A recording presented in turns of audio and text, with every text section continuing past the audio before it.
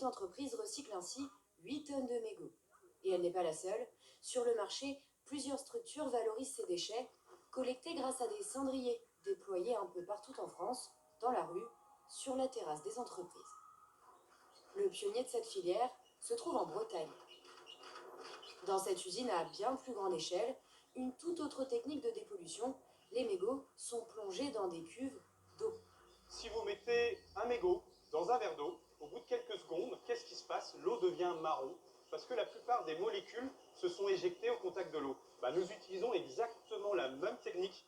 Une fois le mégot nettoyé, l'eau est à son tour dépolluée grâce à des argiles, puis réutilisée pour d'autres cycles. Là encore, le processus est certifié par des laboratoires de toxicologie. Une fois propre, la fibre plastique du mégot peut être transformée en beaucoup de choses. Ici, ils ont choisi de la compresser à très haute température pour en faire des plaques. Donc ici, vous avez une plaque avec 45 000 mégots de cigarettes, rigide, c'est du plastique, et donc du coup, on va pouvoir en faire du mobilier urbain. Des poubelles, des bancs, des cendriers bien sûr, vendus dans les 300 € à des municipalités. L'entreprise en a déjà fait installer des centaines partout dans le pays. Au total, près de 50 tonnes de mégots sont valorisées en France tous les ans.